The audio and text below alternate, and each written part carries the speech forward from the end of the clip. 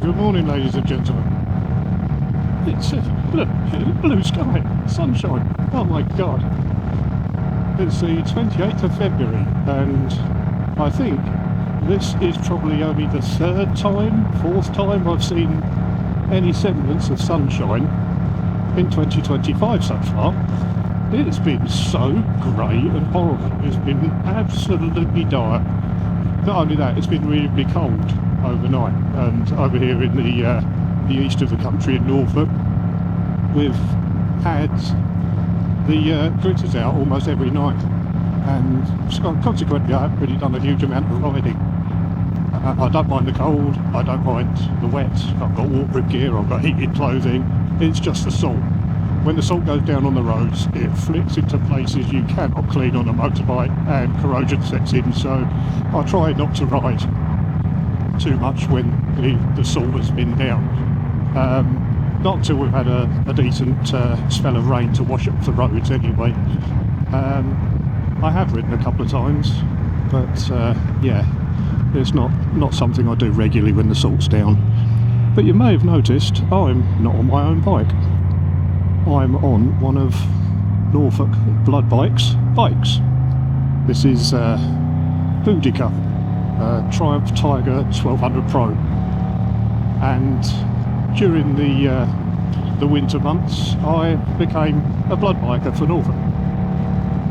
It's something I've thought about doing for a while and hadn't really come to terms with potentially going out at night and that sort of thing, but I've spoken to quite a few people, and actually went to the ABR festival last year with several blood bikers, and they think it's a great thing to do, really good thing to be involved with, putting something back into the community, because obviously we're all volunteers, there's no pay involved at all, you just give up your time, and it's quite rewarding, and the night shifts apparently aren't too bad.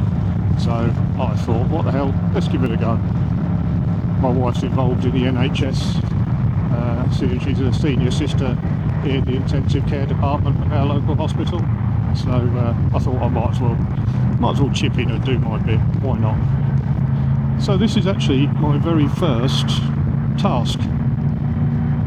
I collected the bike last night from the chap who was using it before, and I'm actually doing 2 shifts this weekend, both daytime, Saturday and Sunday.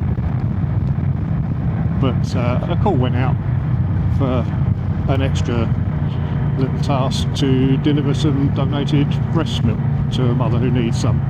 So I thought, well, I've got the bike, I've got the time, because work's a little bit slow at the moment, so I might as well put my name forward. So here we are, and the sun's come out for it. I must be doing something right. So we're just working our way now to the hub where the breast milk is stored in freezers. When it's collected, it's taken to the hub, and then from there it goes to the central unit, which is in Hertfordshire. There it's processed, pasteurised, and put into bottles with labels and serial numbers, all that sort of good stuff, and then returned back to the hub. So when we need to deliver some, we go to the hub, sign out the milk with the serial numbers that we've been told to, and take it to the front door of the person who needs it. All volunteer, all free of charge. The donors are kind enough to donate their milk, so the least I can do is help deliver it. So there, that's where we're on our way now.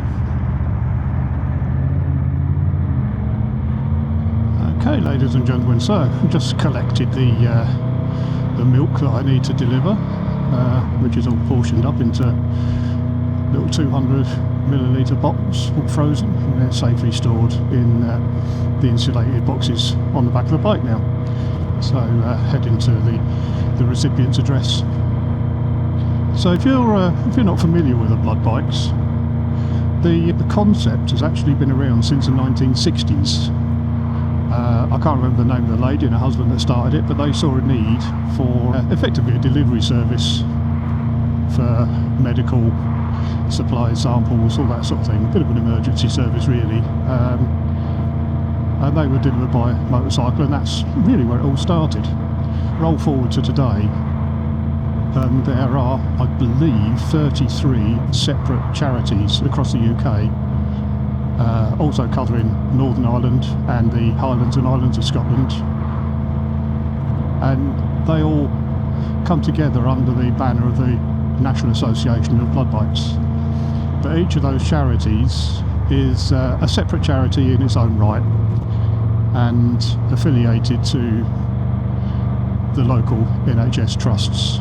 And in Norfolk, which is the 6th largest county in the UK, we have 3 major hospitals and also quite a few smaller hospitals and various clinics, that sort of thing, that all require stuff to be moved around.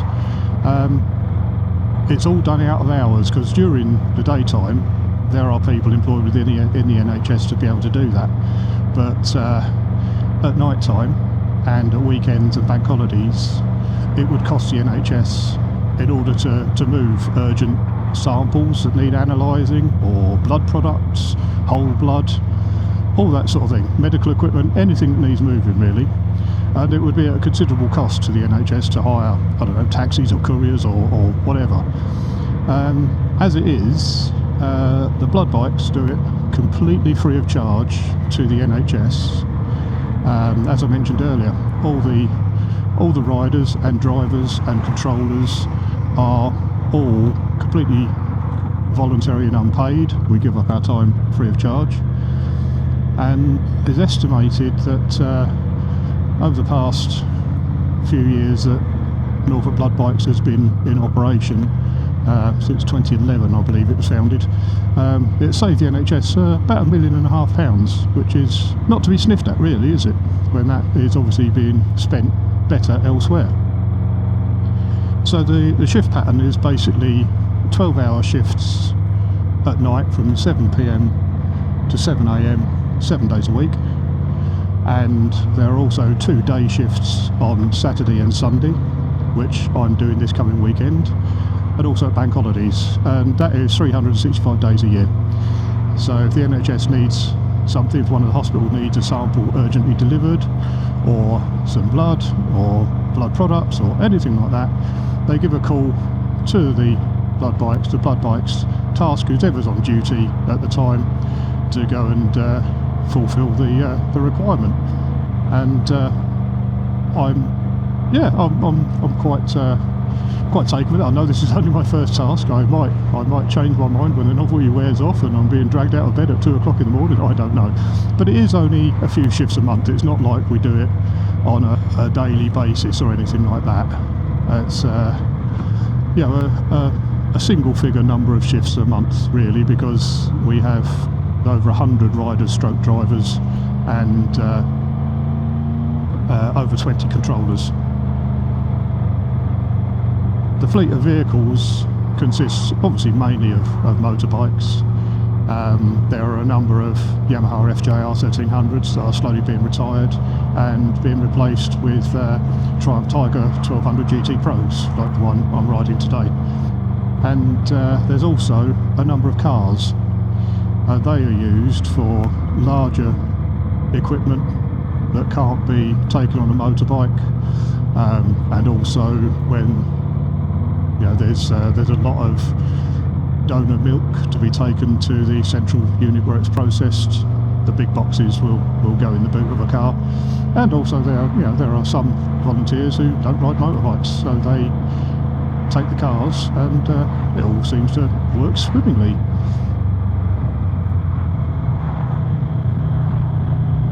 Well, welcome back, ladies and gentlemen. So that is that task complete. 2 litres of donated breast milk delivered, and hopefully some little baby will enjoy munching on that. So I've just got to head back now to the hub to drop off the insulated box that's on the back of the bike, so it's there for whoever needs it next. And nice ride actually. It's still only 8 degrees, so it's a little bit cool, but lovely and bright. It's so nice. It's actually feels like spring might be on the way. There's loads of snowdrops out, and you know, maybe just a hint of better weather to come. We can only hope, can't we?